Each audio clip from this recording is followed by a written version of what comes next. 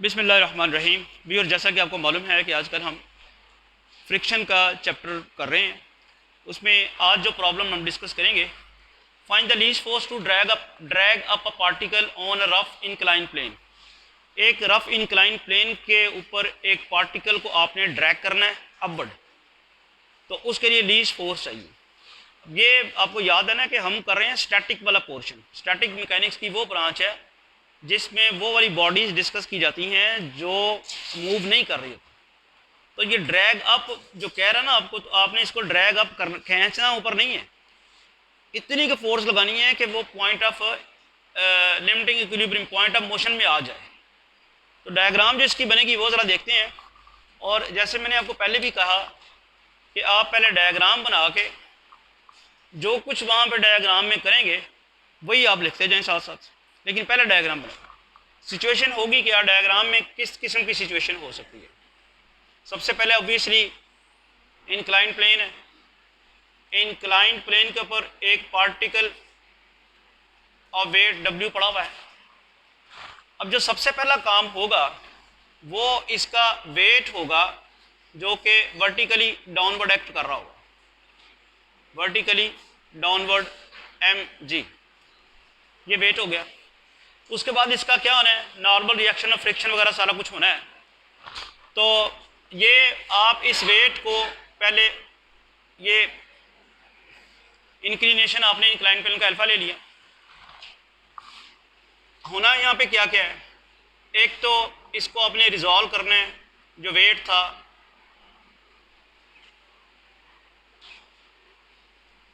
ये मैं पहले ही आपको बता चुका हूँ कि ये भी एंगल अल्फा बनेगा। अब ये एंगल अल्फा कैसे बनेगा, अगर आप यहाँ से इसको परपेंडिकुलर ड्रॉ करते हैं, ये एंगल 90 का है, ये एंगल बनेगा, ये अल्फा, ये 90, और इस ट्राइंगल में 180 माइनस अल्फा माइनस 90 क्या बन जाएगा, 90 माइनस अल्फा। फिर देखें, एक एंगल अल्फा है, एक 90 है, और एक एंगल यहाँ पे आएगा जो वो आप देखते हैं क्या आता है। कैसे करेंगे, टोटल सम 180 है, 180 में से अल्फा भी निकाल दें, 90 भी निकाल दें, वो रह जाएगा 90 माइनस अल्फा, यानी ये वाला एंगल आपके पास रह जाएगा 90 माइनस अल्फा। और ये जो आपने रिजॉल्व किया है, वेट को आपने रिजॉल्व किया है, और ये जो कंपोनेंट है ये अलॉन्ग, ये परपेंडिकुलर द प्लेन है, यानी यहाँ से लेके यहाँ तक 90 है, यहाँ से लेके यहाँ तक 90 है। तो टोटल 90 में से 90 माइनस अल्फा जब करेंगे आप, तो वो 90 माइनस 90 प्लस अल्फा, ये कट के सिर्फ क्या रह जाएगा, अल्फा। तो ये वाला एंगल हमेशा याद रखें, जो इंक्लिनेशन होगा ना यहाँ पे इंक्लाइन प्लेन का, यहाँ भी एग्जैक्ट वही एंगल बनेगा, वो अल्फा रह जाएगा। अच्छा, अब आपको पता चल रहा है ये कौन सी बनेगी, ये बेस बनेगी, बेस है तो ये mg cos अल्फा, और ये परपेंडिकुलर बनेगा mg sin अल्फा। इसको बेस क्यों कह रहे हैं, क्योंकि ये जो साइड है इसके साथ दो एंगल लगे हुए हैं, एक 90 और एक अल्फा।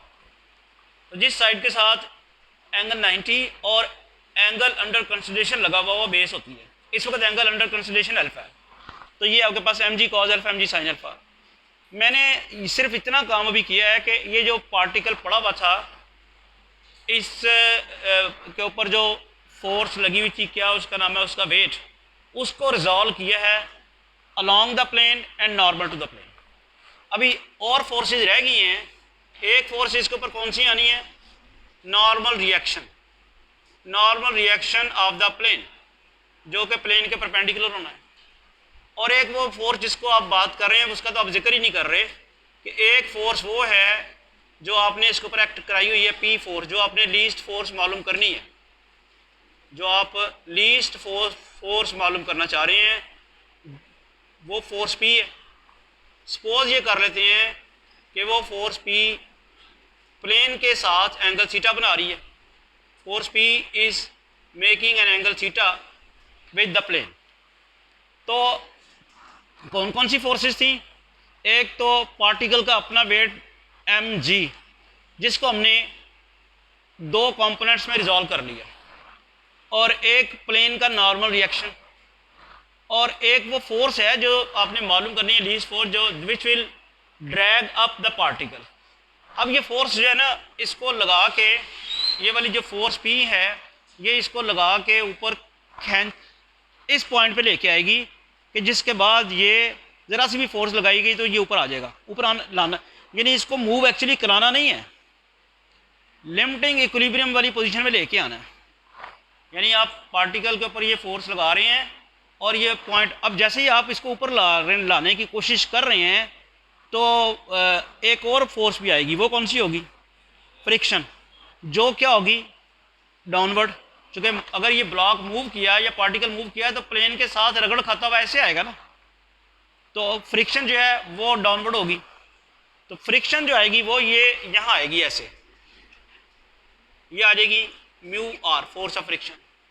अगला काम करना है आपने ये कि जिस तरह आपने mg वेट को रिजॉल्व किया था along and normal to the plane, इसी तरह फोर्स को भी along and normal to the plane resolve करें। तो इसकी दो कंपोनेंट्स बनेगी, एक ये बन जाएगी कंपोनेंट और एक ये बन जाएगी कंपोनेंट। ये वाली ये बेस है, ये वाली बन जाएगी P cos थीटा और ये बन जाएगी P sin थीटा। ये सारी वर्किंग हमने इसके ऊपर कर ली है, बोर्ड के ऊपर हमने जो डायग्राम बनानी थी सारी वर्किंग कर ली है। बस अब ये जो हमने वर्किंग की है इसको स्टोरी की फॉर्म में लिखना है। तो ज़रा लिखते हैं, लेट अ फोर्स, सबसे ज़्यादा इंपॉर्टेंस उस फोर्स की है जो हमने मालूम करनी है। Let a force P be acting at a particle of weight mg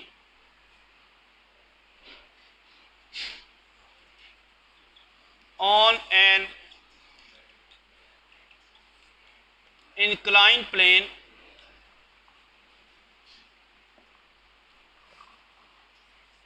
let P be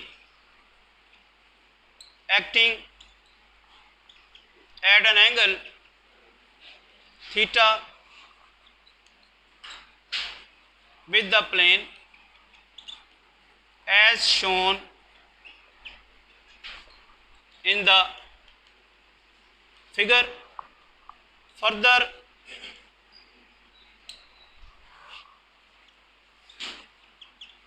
assume that alpha is the inclination of plane. कितनी फोर्सेस एक्ट कर रही हैं उसके ऊपर?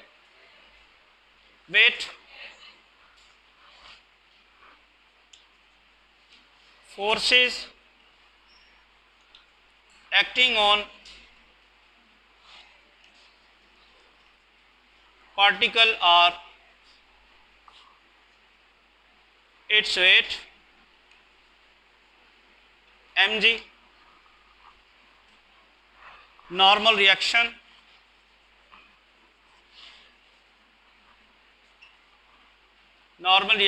R of the plane, और क्या थी? Friction mu R and friction mu R and P as shown in the figure. अब आपने जिन फोर्सेस को रिजॉल्व किया वो लिख लें। Resolving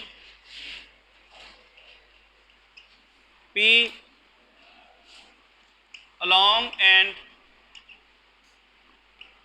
normal to the plane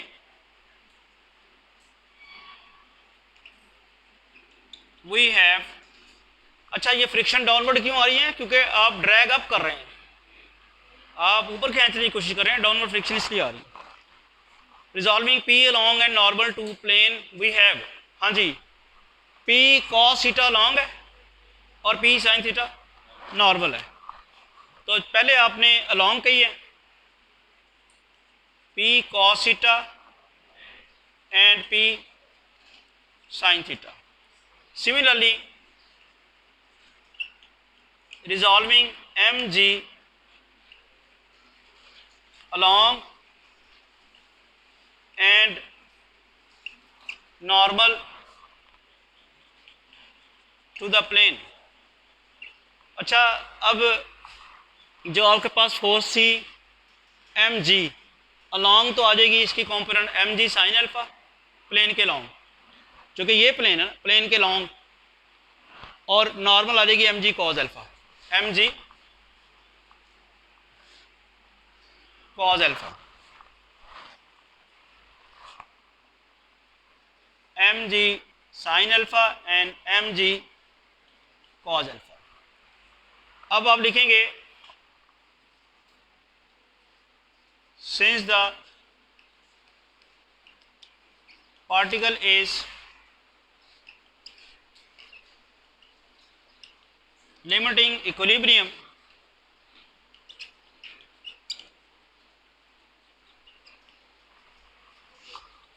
so opposite forces must balance each other.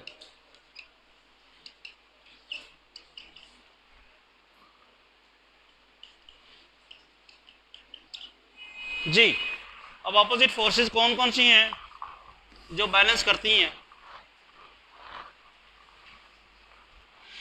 Perpendicular the plane अगर लें तो अपवर्ड फोर्स कौन सी है?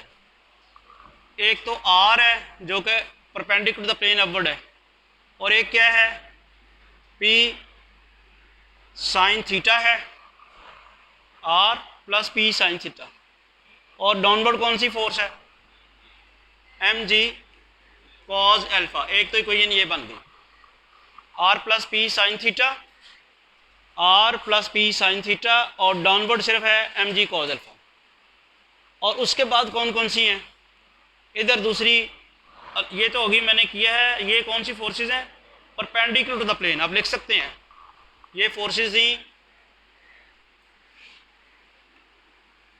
परपेंडिकुलर टू प्लेन, ये प्लेन के परपेंडिकुलर जो फोर्सेस थी वो जो अपोजिट थी एक दूसरे को बैलेंस कर रही हैं। अब अलोंग द प्लेन कौन सी है? एक तो म्यू आर है, और इसी डायरेक्शन में कौन सी है? एम जी साइन अल्फा। ठीक है, ये दो होगी डाउनवर्ड, और अपवर्ड कौन सी है? इसी डायरेक्शन में पी कॉस थीटा। तो ये आप लिख सकते हैं अलोंग द प्लेन। ये प्लेन के लॉन्ग फोर्सेस जो हैं अपोजिट फोर्सेस आपस में एक दूसरे को बैलेंस कर रहे हैं। सबसे पहला काम इन दोनों में से आर को एलिमिनेट करना। इक्वेशन नंबर 1 में आर की वैल्यू क्या आएगी थी? इक्वेशन नंबर 1 से R is equal to M ji cos alpha minus P sine theta. Putting this in two, जब आप 2 में पुट करेंगे म्यू इंटू क्या आ जाएगा? एम जी कॉज अल्फा माइनस पी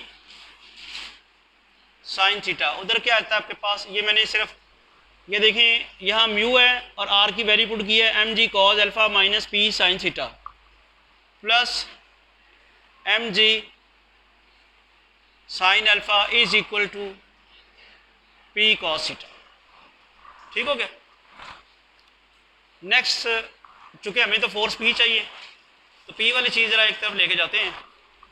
तो ये बन जाएगा आपके पास mu M G cos alpha, mu की वैल्यू भी लगाई जा सकती है, म्यू की वैल्यू आप लगा लें 10 लैम्डा, चले बाद में भी लगाई जा सकती है, minus mu P sine theta plus M G sine alpha is equal to P cos theta. तो mu M G cos alpha minus mu P sine theta plus M G sine alpha is equal to P cos theta. हमें चूँकि P चाहिए, P नहीं चाहिए ना, तो P वाली सारी चीज़ एक तरफ ले जाएं। ये रह जाएगा mu M G cos alpha plus M G sine alpha is equal to mu P sine theta plus P cos theta. Mu की वैल्यू किसके बराबर है, ये आ जाएगा एम जी, म्यू की वैल्यू आ गई 10 लैम्डा, म्यू आ गया 10 लैम्डा। और एम जी कॉमन ना ले लें दोनों में, ये यहाँ दोनों में एम जी कॉमन ले लें, एम जी अब कॉमन ले लें, म्यू की जगह आ जाएगा आपके पास 10 लैम्डा कॉज अल्फा ऐसे ही और प्लस साइन अल्फा। यहाँ से आप पी कॉमन ले लें और म्यू की जगह क्या लगाएंगे 10 lambda sign theta plus cos theta. अगला काम ये कर लें कि 10 लैम्डा की वैल्यू किसके बराबर है, sign lambda over cause lambda into cos alpha plus sine alpha. और 10 लैम्डा किसके बराबर है, sign lambda over cause lambda sign theta plus cos theta. ये बन जाएगा एम जी, ये आपके पास बन गया cause alpha sign lambda plus sine alpha cause lambda divided by cause lambda. यहाँ भी यही कुछ बना, ये बन गया cos theta cause lambda plus sine theta sine lambda divided by cause lambda. इसको इसके साथ कैंसिल कर दें। अब ये बनता है एम जी, ये क्या बन जाता है कॉज अल्फा माइनस लैम्डा नहीं बन जाता कि नहीं, कि साइन बनता है, साइन बनता है। ये साइन का फॉर्मूला बनेगा साइन अल्फा प्लस लैम्डा, ठीक है। इधर किसका फॉर्मूला बनेगा P cos theta minus lambda, यही बनेगा ना, cos theta cos lambda plus sine theta sine lambda, वो बन जाएगा कॉस थीटा माइनस लैम्डा, ये बन जाएगा साइन अल्फा प्लस लैम्डा। और आप इसको यूँ भी लिख सकते हैं P cos theta minus lambda is equal to M ji sine alpha plus lambda, या फिर P चूँकि फोर्स P मालूम करनी है वो आएगा M ji sine alpha plus lambda divided by cos theta minus lambda. ये तो आ गई फोर्स P। मुझे अब ये बताएं कि ये फोर्स P अब लीस्ट कब होगी। दो सूरतें हो सकती हैं, या तो न्यूमरेटर मैक्सिमम हो या लीस्ट करनी है, P लीस्ट करनी है, या तो न्यूमरेटर जो है वो मिनिमम हो या डिनोमिनेटर मैक्सिमम हो। तो यहाँ इंक्लिनेशन अल्फा जो है वो फिक्स्ड है, एंगल ऑफ फ्रिक्शन भी फिक्स है, इसको तो हम चेंज नहीं कर सकते। सिर्फ क्या चेंज हो सकती है कि ये जो फोर्स जिस एंगल पे लगाई हुई है ना वो एंगल कम ज़्यादा कर सकते हैं। फोर्स जो P है वो एंगल थीटा बना रही है किसके साथ, इंक्लाइन प्लेन के साथ, तो फोर्स को भी नहीं छेड़ सकते, सिर्फ उसके एंगल को छेड़ सकते हैं। तो हम क्या करें फिर, यानी हम कॉस थीटा माइनस लैम्डा इस तरह ले लें कि उसकी मैक्सिमम वैल्यू आ जाए। तो maximum value cos theta minus lambda की क्या आती है 1। तो यहाँ से हम सिर्फ इतना लिखेंगे कि P least is equal to M ji sine alpha plus lambda at कहाँ पे, जब कॉस थीटा माइनस लैम्डा किसके बराबर हो 1 के, यानी थीटा माइनस लैम्डा किसके बराबर हो 0 के, यानी थीटा किसके बराबर हो एंगल ऑफ फ्रिक्शन। यानी P लीस्ट कब आएगी, P लीस्ट कब आएगी जब वो इंक्लाइंड प्लेन के साथ एंगल ऑफ फ्रिक्शन के बराबर बनाए, तो फिर P लीस्ट आएगी। और P लीस्ट की वैल्यू होगी क्या, वो आएगी एम जी साइन अल्फा प्लस लैम्डा। तो ये हमने प्रूव करना था, हमने ये फोर्स मालूम करनी थी। क्विकली मैं रिव्यू दे दूं। एक पार्टिकल इंक्लाइन प्लेन के ऊपर पड़ा हुआ है और लीस्ट फोर्स मालूम करनी है जो उसे ड्रैग अप करे। तो ड्रैग अप करने के लिए जाहिर बात है मोशन अपवर्ड होगी नहीं, बेसिकली पॉइंट ऑफ मोशन पे वो होगा, और फ्रिक्शन डाउनवर्ड होगी। जो फोर्सेस उसके ऊपर एक्ट कर रही हैं वो कौन कौन सी एक्ट कर रही हैं, एक फोर्स P है जिसको हमने कहा g that is acting on particle making an angle theta with the incline plane. एक वर्टिकली डाउनवर्ड फोर्स है जो कि वेट ऑफ द पार्टिकल है, और एक नॉर्मल रिएक्शन आर है, और एक फ्रिक्शन है म्यू आर। उसके बाद हमने क्या किया है, फोर्स पी और जो डब्ल्यू है उन दो फोर्सेस को रिजॉल्व कर लिया है along and normal to the plane. फिर चूँकि पार्टिकल लिमिटिंग इक्विलिब्रियम में था, अपोजिट फोर्सेस बैलेंस करेंगी।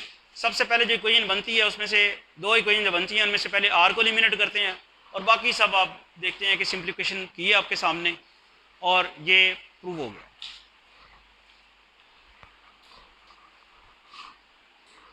Least force mg sin alpha plus lambda when theta is equal to lambda. Thank you.